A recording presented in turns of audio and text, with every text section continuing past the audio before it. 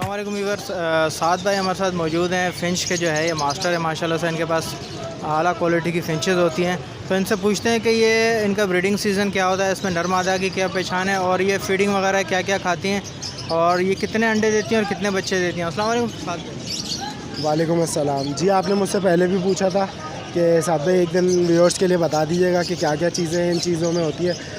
तो देखिए, इनके जो पट्ठे बड़े होते हैं ना, सबसे पहले वो 5 से 6 महीने लगते हैं इनके पट्ठों में। जल्दी भी ब्रीड कर सकते हैं लेकिन अच्छी ब्रीड नहीं आती। कम से कम 6 महीने तो आप पट्ठे को दें, जब वो फुल हो जाए फिर उसकी पेयरिंग लगाएं। पेयरिंग के हिसाब से ये होता है, नर मादा की पहचान बहुत आसान है। जैसे एक वाइट नर बैठा हुआ है बराबर में, सीने पे इस पर लाइनिंग आ रही है, ठीक है। सीने की लाइनिंग इसकी पहचान होती है और साइड में फ्लैंक आ रहे होता है, ठीक है। फ्लैंक इसकी पहचान होती है, नर होता है। बराबर में ही बिल्कुल मादी बैठी हुई है, आंसू होता है। अगर ब्लैक चिक वैरायटी है तो पूरा गाल काला होगा, सीना बिल्कुल क्लियर होगा, साइडें बिल्कुल क्लियर होंगी। ये एक ग्रे का नर बराबर में बैठा हुआ है, ठीक है। गाल आपको ऑरेंज दिख रहा है, सीने पे काली लकीरें हैं। ऑरेंज वेस्टेड में यही सीना ऑरेंज कलर का हो जाता है, ठीक है। ज़्यादा कोई रॉकेट साइंस नहीं है इसके अंदर, आसान सी बात है।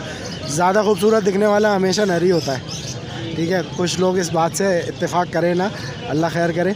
बाकी मादियाँ जो हैं बिल्कुल सादी होती हैं, क्योंकि बेचारी मेकअप नहीं कर पाती हैं, ठीक है। ये तो नर मादी की आपको पहचान हो गई। इसके बाद इनके फूड की आप ऊपर आए।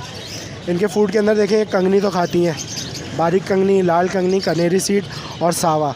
ये चीज़ें आप इनको डाइट में मिला के दे सकते हैं। और आप सर्दियों के अंदर जो सीज़न आता है, जैसे हवा चलती है कराची में, लोग कहते हैं परिंदा मुंह डाल के बैठ जाता है, उसके अंदर एम्प्रेस मार्केट से सूखा झींगा मिलता है। आप दाने में मिलाइए, अल्हम्दुलिल्लाह कभी भी आपका परिंदा उस तरह बीमार नहीं होगा। जो शिकायत आपकी होगी सब दूर हो जाएगी।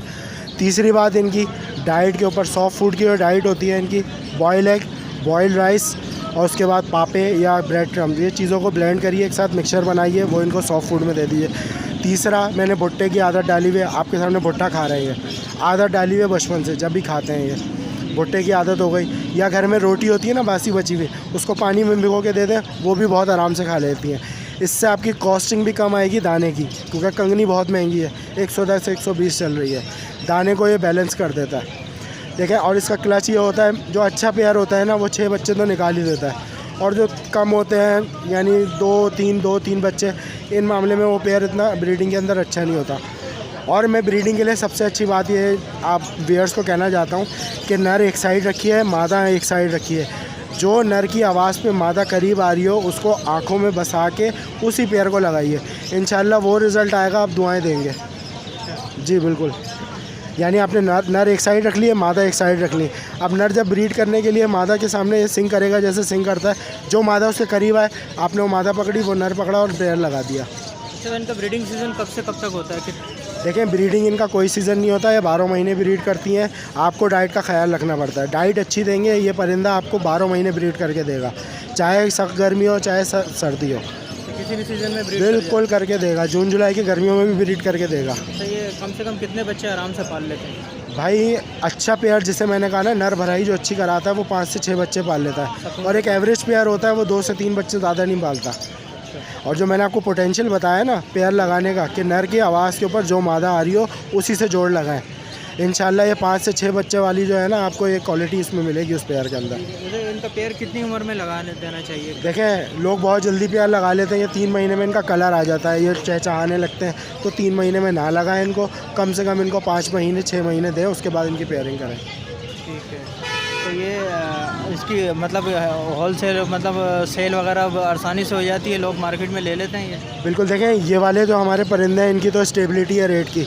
ये 5000-7000 हम जब भी बेच रहे थे, अब 250 की फिंच शादी। आज फिंच जाल पे 750 है, तब भी हम 5-6 हज़ार रुपये की बेच रहे हैं। इसके रेटों में कमी नहीं आती, ठीक है। जिस तरह आप बजरी देख लें, बजरी का रेट ऊपर नीचे हो जाता है, लेकिन एग्जीबिशन साइज़ जो बजरी है वो उसी रेट पे रहता है, 3000, 6000, 3000, 6000, उसका नीचे नहीं आता। अभी ये सादी फिंच बिल्कुल नापैद हुई है मार्केट के अंदर। आज हमने जो पट्ठे बेचे हैं सादी फिंचों के, वो 950 के हिसाब से बेचे, वो भी उस बंदे को जो हमारे पीछे 2 हफ्ते से लगा हुआ था।